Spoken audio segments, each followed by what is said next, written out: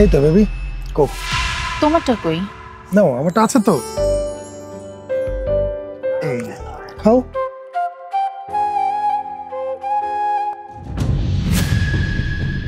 কি ব্যাপার, এটা টেস্ট এরকম কেন? কই না তো, ভালোই তো লাগতেছে, খাও।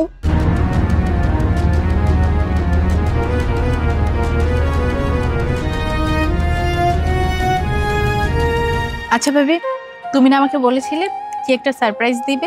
হ্যাঁ তাই তো, চলো। চলো। আজকে কি বাহানা বানাইছো? আজকে মাকে বলেছি যে আজকে আমার একটা এক্সট্রা ক্লাস আছে, ওটা শেষ করে বাসায় ফিরতে অনেক লেট হবে। আর তোমার মা সেটা মেনে নিল? মেনে নেবে না, মা তো আমাকে অনেক ট্রাস্ট করে। বাহ, তুমি তো বাসার সবাইকে বোকা বানাতে এক্সপার্ট। হ্যাঁ, মাথাটা না ঘুরে যাচ্ছে। আচ্ছা বেবি, আমরা কোথায় যাচ্ছি? ও আমরা কেন, রেস্টুরেন্টে? কিন্তু আমার মাথাটা অনেক ব্যথা করতেছে। আরে সেটা কিছু না, ওই যে সকাল সকাল কিছু খাওনি তো।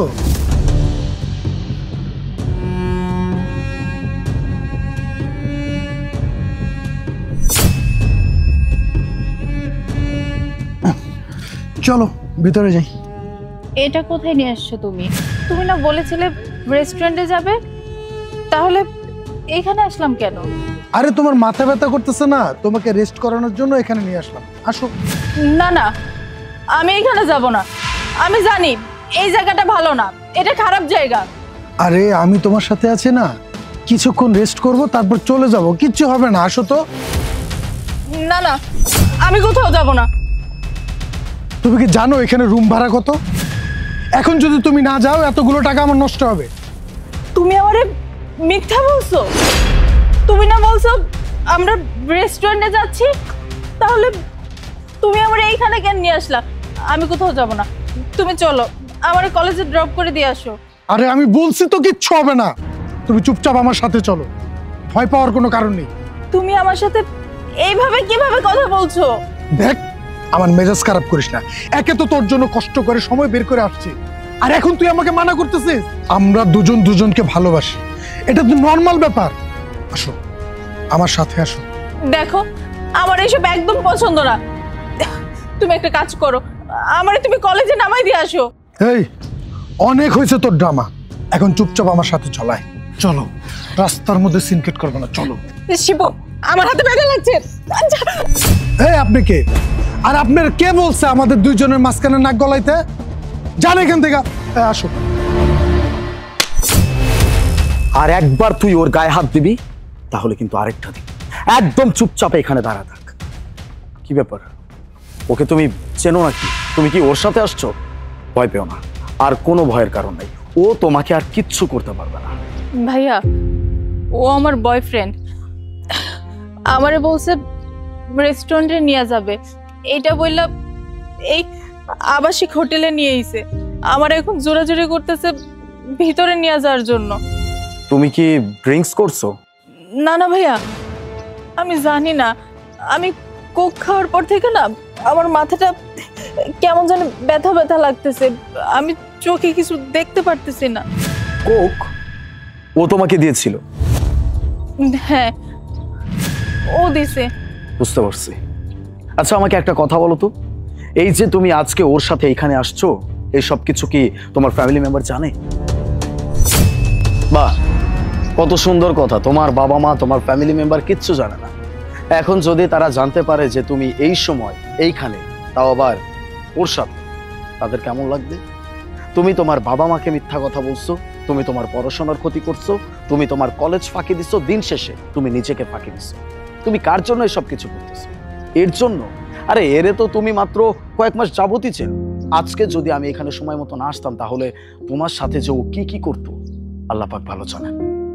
ভাইয়া, আমি তো ওর সাথে ঘুরতে আসছি, আমি তো জানতাম না আমার এরকম একটা জায়গায় নিয়ে আসবে।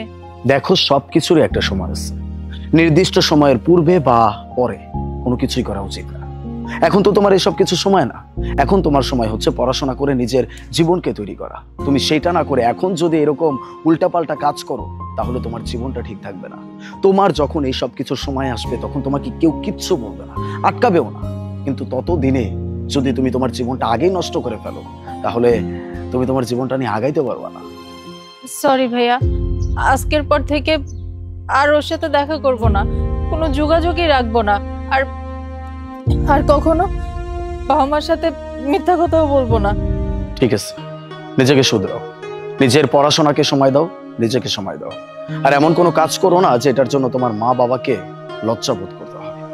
আর এই যে তুই তোর বাবা মার নাম্বার দে। না না, আমি দিব না। দিবি না? ঠিক আছে, তাহলে তুই যদি আমাকে না দিস কিভাবে নিতে হয় সেটাও আমি খুব ভালো করে জানি। দিবি নাকি পুলিশকে কল করবি? আচ্ছা দিচ্ছি, পুলিশে কল দিবেন না।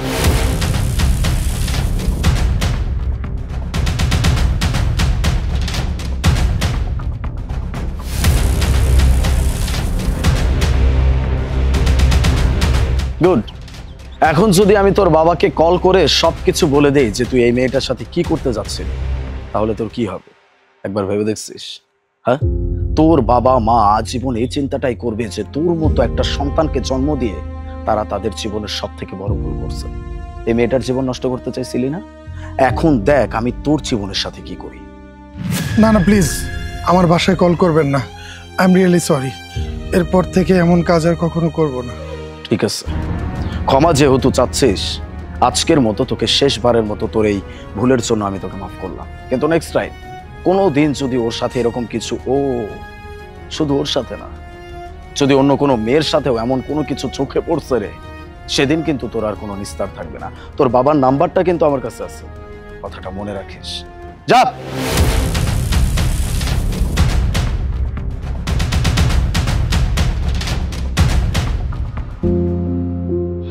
বল, আজকের পর থেকে তোমার আর কোনো চিন্তা নাই।